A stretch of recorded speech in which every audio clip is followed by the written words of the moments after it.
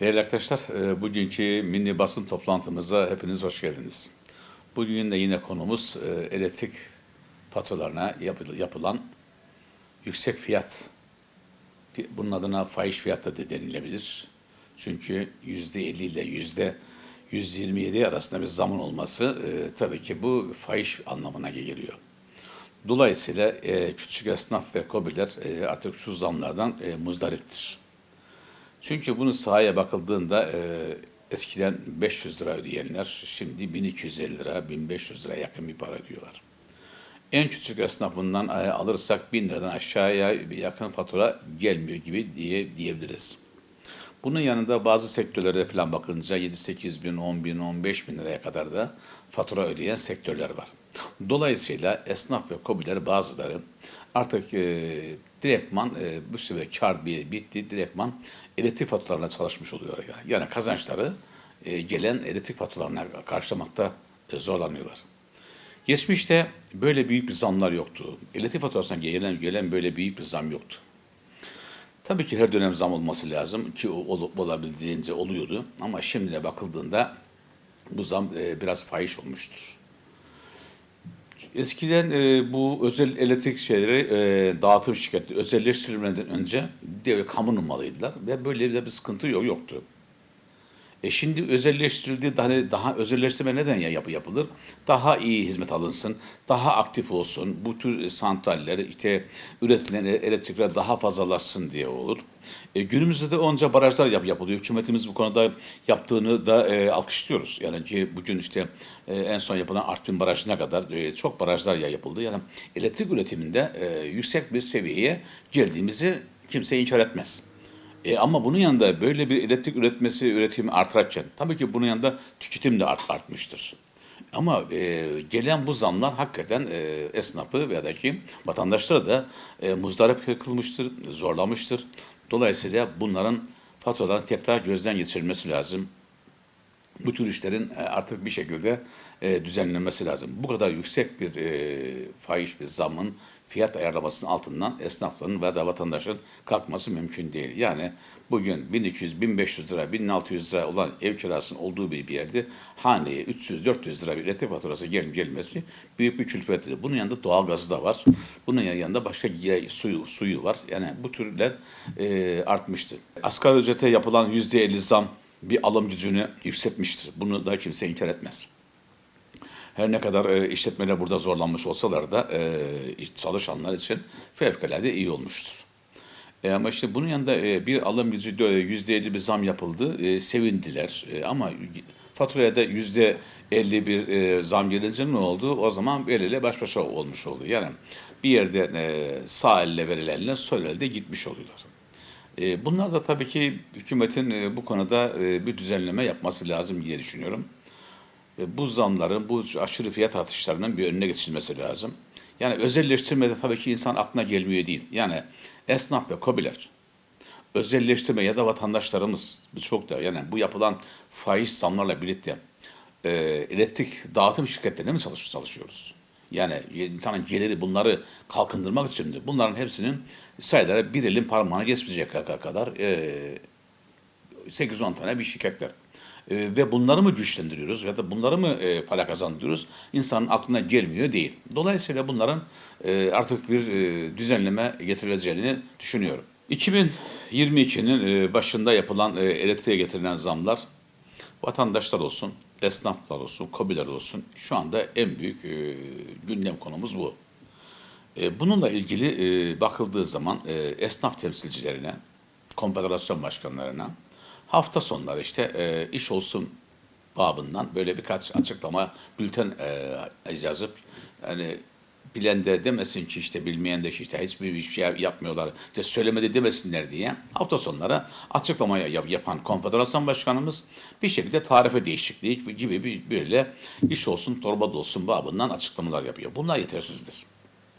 Oysa konfederasyon başkanı geçmiş yıllarda Sayın Bendevi Palandöken 2009 yılında hangi amaçla söylemiş onu da bilmiyoruz ama 2009 yılında yapmış olduğu bir şeyde esnafı sokağa dökeriz diye bir açıklaması vardı.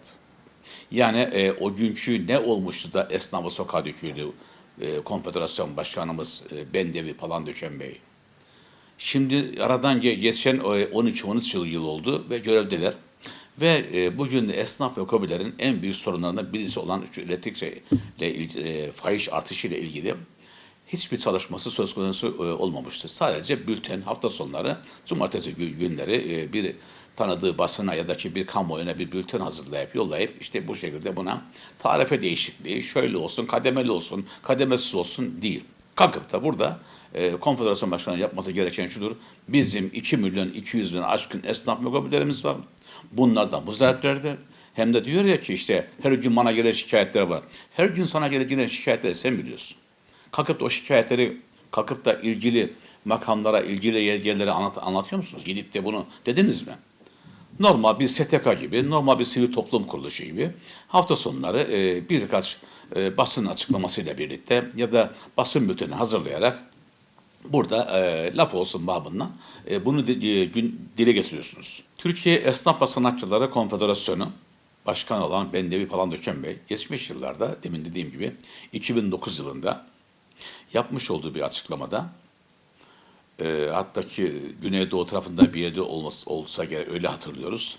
Yapmış olduğu şeyde esnafı sokağa dökeriz diye bir beyanı vardır.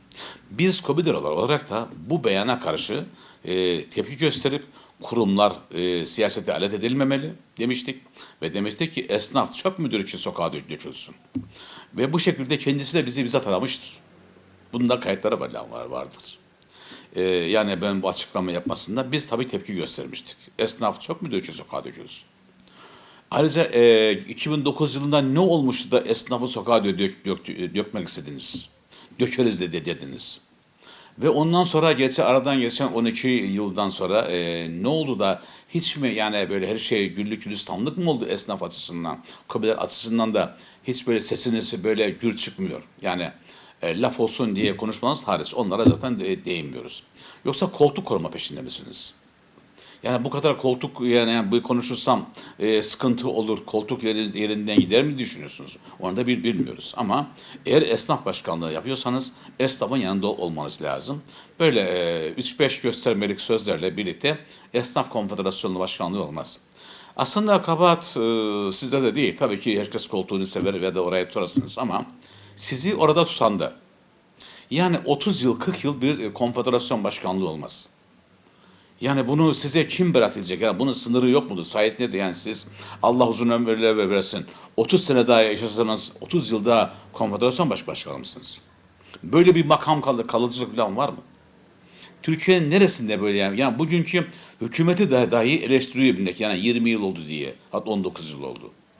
Siz 40 yıldan beri konfederasyon başkanlığı yapıyorsunuz. Bakkallar Derneği'nden başlayın, TESKİM başkanlığına gelene kadar. Yani burada bunun bir nihayeti yok mudur? Evet, siz bu işi beceremediniz. Ve siz koltuktan ayrılmalısınız. Sayın Bendevi falan diyeceğim. Sonuçta o koltuklar kimseye yani kadıya mülk değildir. Dolayısıyla bir işi yapamıyorsanız da bırakmalısınız. Bu iş babadan oğula ya da ki kendi ticari müesseseniz gibi değildir. Dolayısıyla artık o gücü sizi orada kim tutuyorsa ya da orada ne için kalıyorsanız ya da size oradan gelen yani bir esnafın kalkıp da sizi tepki sokağa mı dökülsün ki siz oradan ayrılasınız diye. Bunu mu yapmasını istiyorsunuz? Dolayısıyla evet seçimle gelmişsiniz. Yani artık seçim nasıl olmuşsa onu seçimle girdiniz doğrudur. Oraya sizi birisi kazıkla çakmamışlardır ama bir şekilde bu sevgiyi yapmış olduğunuz o düzenli birlikte bırakın artık. 40 yıl olmaz. 40 yıl olmaz. Dolayısıyla sizin de artık bunun bilincine varıp benden de bu kadar deyip görevinizi bırakmanızı en doğru yol olacağına inanıyorum. Ve şimdiden de size teşekkür ediyorum. 2022 yılında tabii ki yeni ekonomi modeli olarak açıklandı. İktidar tarafından. Bunu Sayın Hazine ve Maliye Bakanımız Nurettin Nebati Bey bunu iş dünyasına anlattı. İş dünyasının kadın kollarını anlattı. Ama bunu KOBİ'lere anlatmadı. KOBİ'ler olarak da bunlara da bize de anlatılması lazım. Yeni ekonomi modelinde neler var? neler yapılması gerekir, nasıl olacak olduğuna KOBİ'lerin de bilmesi lazım ki bunlar da kendilerine bir yol çizsinler. Bu da olsun. Dileğimiz ve temennimiz Sayın Bakanımızdan bu küçük işletmeleri de kale alarak bunlara da yeni ekonomi modelini anlatmasını beklentimizdir. Hükümetin KOSGEB kanalıyla istihdamı koruma kaydıyla KOBİ'lere vermiş olduğu destek güzel bir çalışma. Yani burada istihdamı artırmak için KOBİ'lere e, faizsiz, uzun bir vadeli krediler verilecek. Bunlar güzel bir gelişme. Bunları takdirle karşılıyoruz. Günümüzde KOBİ'lerin çok dağınık bir yapıya sahip oldukları artık kaçınılmaz olan bir gerçek. Türk KOBİ'lerinin geçmiş yıllarda KOSGEB kanalıyla ortaklık kurulması kültürü oluşsun diye bir ortaklık kültürüyle ilgili hatta destekler de falan verildi. %75'e yakın bir destekler sunuldu zamanlar. Ve biz o zamanlar dedik ki daha açıkladığımız zaman ki böyle ortak olun demeyle ortak olunmuyor. Yani bu ortaklığın bir modeli olması lazım. Bir modelsiz bir şey olmaz. Nasıl ki bugün konut alırken işte bugünkü bazı büyük projelerden anlatacağım. Bir örnek modelleri var, örnek daireler var. Bu kişiler daha oysa inşaat yapılma aşamasında. Peki harfiyat adına alınmış ama ortada bir örnek bir daire var. Kişi almış olduğu bir daire yani kimse o binanın projesinin resmine bakarak daire almıyor. Bir örnek daireye görüyor ve bu örnek daireyi beğeniyor. Salonunu, modasını, neyse metrekaresini ona göre de burayı satın alıyor. Biz de diyoruz ki ortaklık kültüründe bir model olmalı lazım. Bu tekstil sektöründe olabilir. Farklı 2-3 tane de sektörde de bu olabilir. Çünkü o zaman ne olur? O işi yapan KOBİ'ler bu ortaklık modelini görünce ortak olmaya başlarlar. Yoksa böyle ortak olun demeyle ortaklık olunmuyor. Şunu da bizi buna şöyle diyelim. Şimdi bir yerde kum var, çimento var, çakıl var, su var. Bunlar bir yerde durduruyorlar. Şimdi bunların bir de kalacak bir ustaya ihtiyaç var. Eğer bu usta olmazsa bunlar bu şey halinde o malzemeler ve o sönen beton olmaz. Yani onu kalacak bir usta olacak ki burada bu betonlaşma olsun. Yoksa malzemeleri yan yana koymuyorsunuz ve bu şekilde böyle de kalır ve durur. Dolayısıyla bu örnekten yola çıkacak olursak yani burada bir model olması lazım. Model olursa ortaklık kültürü olur.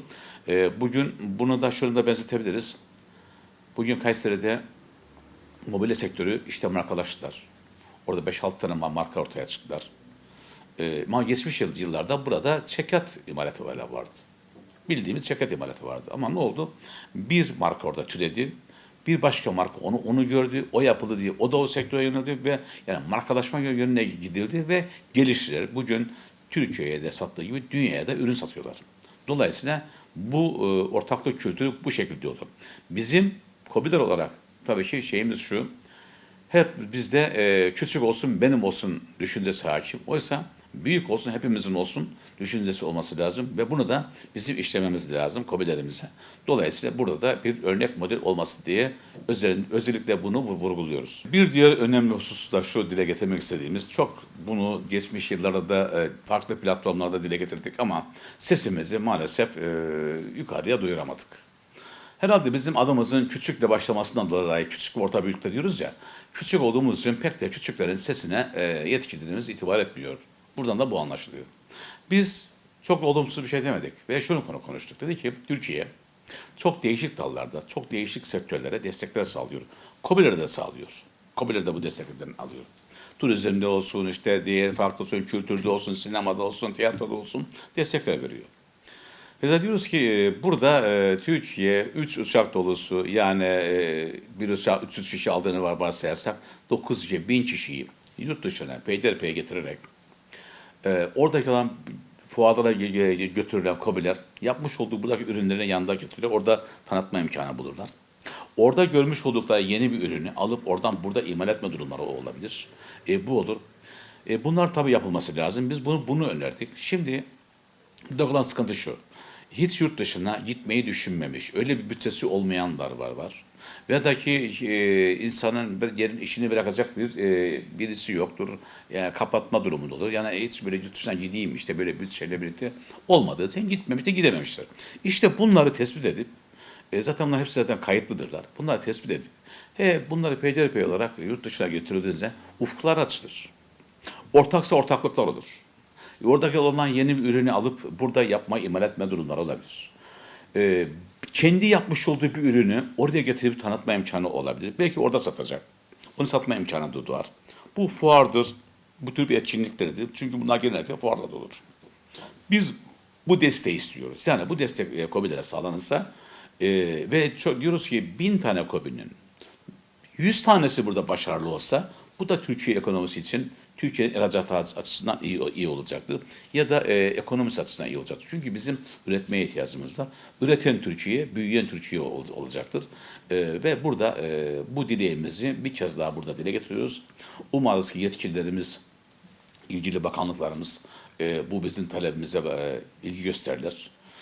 Buradan Sayın Mustafa Varank Bakanımıza da iletelim bu durumu. Belki böyle bir şey ilgi gösterirler ve dolayısıyla ilgili bakanlıklar KOBİ'leri yurt dışına götürürler. Şimdi git demeli de olmuyor bu. Gel demeli. Yani ben vereyim paranı git demeli de bu olmuyor. Götürülmesi lazım. Yani onu bizzat orada işin organizasyonu yapılıp o 300 tane KOBİ ilgili fuarlara falan götürülüp orada onlara işte dil lazım, tercümanlık lazım, yer lazım. Bunları bilmezler. Bunların bir organize edilmesi lazım. Ve çok da büyük şey istemiyoruz. 1000 tane KOBİ'nin %90'ı boş olsa, %10'u yani 100 kişi bile orada, 100 tane KOBİ ile orada başarılı olsa bu da Türkiye için bir başarıdır. Umarım beklentimiz, temennimiz, bu dileğimiz, bu talebimiz yetkililerce uygun görülür ve bu da yapılır.